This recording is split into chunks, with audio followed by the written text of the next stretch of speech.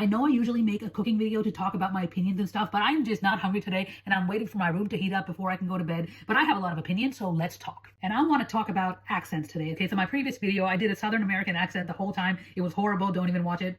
That's code for you to go watch it. But anyways, if you asked me a couple years ago what was my favorite accent, I would probably have said, the stereotypical answer, which is always British, the whole I drink tea and judge you silently, love, or maybe even Australian, because those people can make even the word bin chicken sound sexy. And trust me, I live in Sydney, so I know what's going on. But yeah, basically any accent that was Western or socially approved was probably something I would have picked. Maybe Irish. Oh, I still agree with that one. But after spending a couple years, especially starting off my early 20s in a Western country, Sydney, Australia, I have, had a glow up of the soul, right? Like,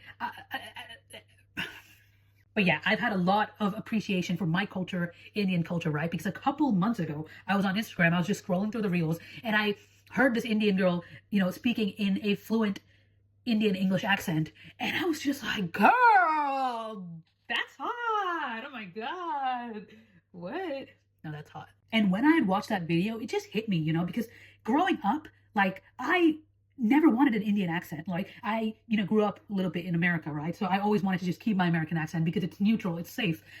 No one hates it too much, even if they hate America. But, I wanted a British accent because it's sophisticated, darling. And I'd also seen those street interviews that people do where they ask you, oh, what's the worst accent in the world? You know what they're going to say. You know what they were going to say. Like, why are you doing that? Why are you doing that? Or like, what race would you never date? You know what they're going to say. You know what they're going to say. My Labubu doesn't deserve to hear. This is not a Labubu. This is a Mofu saying, I don't even deserve you. But when I heard that girl speak with my adult, somewhat almost close to, what do you call that thing where your brain's done developing at 25?